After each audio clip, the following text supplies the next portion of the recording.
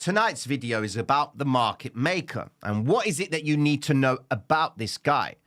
Listen, I'm not going to go into the mad details. I've got papers that have been provided by some of the smartest guys in the world talking about the apparatus and the prospect and the utility of how the market maker moves price. What does he use? The computers, you name it. You don't need to know all of that. You just need to know what his purpose is. You've got to try and get into your mind and be familiar with the way he tries to move price into one zone against the next to fulfill his obligation to the exchanges, but also his bottom line. Now, a little bit of a brief definition on who the market maker is. We'll also talk about some market makers that you might be fully aware of, that we've mentioned before. Now listen, the market maker's sole purpose is to provide liquidity, okay?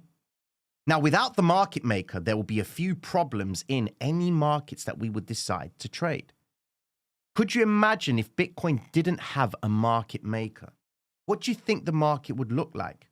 Firstly, it would be illiquid. There'll be no liquidity. That means price discovery would be actually quite crazy when you think about it. Someone could step into the market and buy 1,000 Bitcoin, place an order for 1,000 Bitcoin, and price would shoot to the upside. At the same time, there could be someone selling that amount of Bitcoin and price would just completely collapse. So Mr. Market Maker's sole purpose is to make sure that there is this equilibrium in the marketplace. And the more he maintains that stance, the more favorable it is for the retail trader to come and step into the marketplace that Mr. Market Maker is providing liquidity for, so that he isn't at the fear of losing his liquidity because of a illiquid market.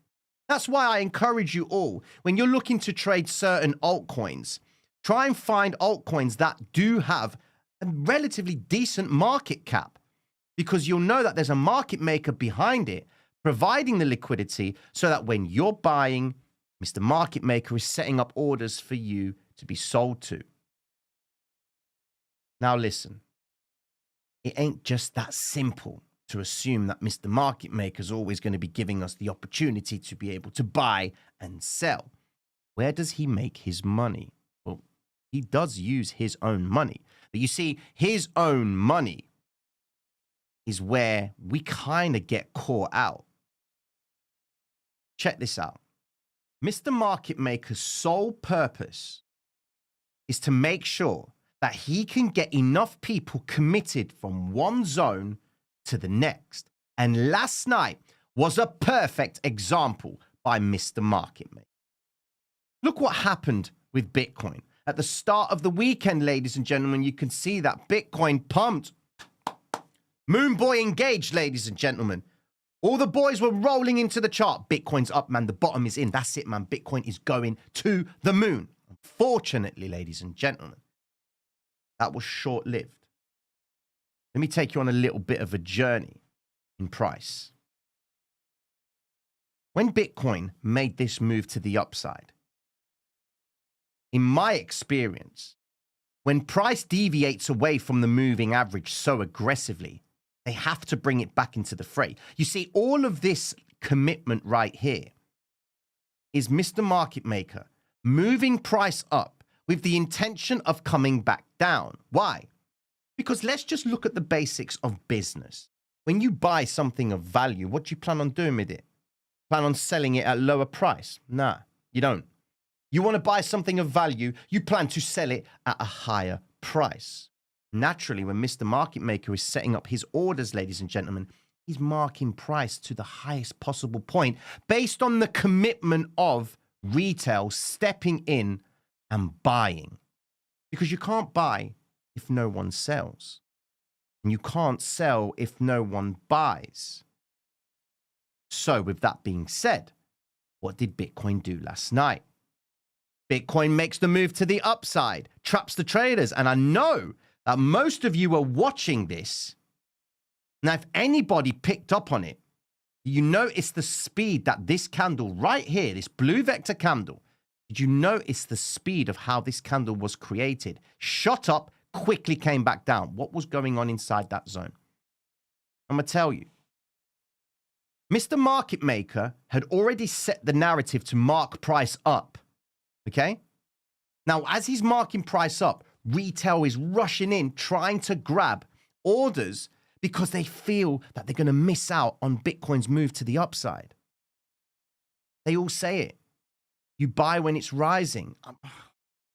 And you can't do that. You are the sell liquidity, ladies and gentlemen. You're being sold to because you can't buy unless there's someone selling. Mr. Market Maker has orders set up in all of these zones. Now listen. The reason why Mr. Market Maker cut price at this point has got nothing to do with supply and demand. Get that out your heads. Some of you might challenge that narrative. Quite frankly, I've seen it enough times, heard it from the horse's mouth, that it's got nothing to do with supply and demand. It's got nothing to do with support and resistance. It's all to do with intention. Stick with me. Mr. Market Maker's sole purpose is to make sure that he's able to reverse price, whether it's to the upside, to the downside. He has to make sure that there's liquidity there for him to transact on. Because there's no point in him setting positions with his own money to only bring price back into the same zones where his money is. That's like me betting with £10 of my own money, then going and pretty much going and opening another account and betting £10 against me. That's hedging. Where am I making any money? Doesn't make sense. I'm hedging against myself. I'm always going to be at zero. But the way the market maker traps traders and contains enough liquidity in one particular zone is through leverage. You see, this move to the upside encouraged many traders to go long. Unfortunately, those traders that went long had all their liquidation points set in these regions right here. Now, there are guys who've been with me a long time that have heard me talk about this all the time. This is aimed for the new guy passing through, just to give him a little bit of a crash course on how the market operates. So inside this zone right here, when you go long, you put up a margin. There's a set amount of capital that you put up to open a trade. That's your margin. That's the money that you have to have in your account that you give to the exchange so you can open a leveraged trade. So that money that you put up is being matched by Mr. Market Maker. And you can see inside this zone right here, ladies and gentlemen, that there's millions and millions of traders opening positions and setting liquidation points in this zone. When price comes down like this, Mr. Market Maker starts tapping into that liquidity for the 100x traders, because 100x traders don't actually give themselves a chance to absorb volatility in Bitcoin. Bitcoin is not like the stock market, ladies and gentlemen. This is an absolute mad asset. It's going crazy. Some of you might say Bitcoin's not an asset, but just to make it easier for us to understand, it's an asset that we can trade. Now look what happens afterwards. Bitcoin makes the move to the upside, ladies and gentlemen, and you see this climatic move. Now let me talk about what I mentioned earlier on about Bitcoin, and this has not got anything to do with supply and demand. Imagine this. You've gone long as a market maker, you've gone short as a market maker, and you've trapped enough traders in these zones to believe that price is going up. Where do you think you're getting most of the commitment? You're getting it from here. Earlier on, I said to you, did you notice how fast this candlestick printed in Sydney last night? It printed pretty quick. Why? Because that is where Mr. Market Maker grabbed most of the commitment by traders in that zone. Now, with that being said, ladies and gentlemen, why has it got nothing to do with supply and demand? Is because of this. At this point in the chart, if Mr. Market Maker has been so kind to provide liquidity in all of this move to the upside, that means people that have been going long have only been able to go long because someone has been selling to them. When you go long, the contract opposite to you is a short. Because where are you going to get your profit from? It has to be a product or a position that is against you. That's why they call trading the zero-sum game, ladies and gentlemen. It's not going to work for you. If Market Maker goes long with you at the same time, you both sat there thinking, okay, let's just wait and hope that price continues up. No, it doesn't work like that, ladies and gentlemen. All right? Now, listen, this is really important because once you understand this, you're then going to be able to understand movement that happens in the charts.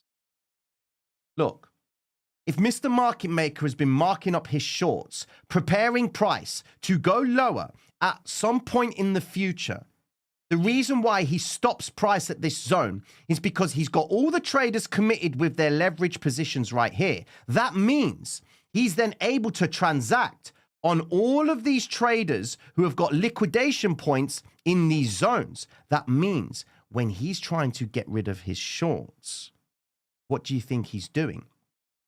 He's hitting the sell contracts for the traders who get liquidated and price goes down. So that means when price is going down, what happens? A sell order is triggered. In order for a sell order to be triggered, there has to be a buy order triggered at the same time. So what happens when price goes down from this move up? Think about it.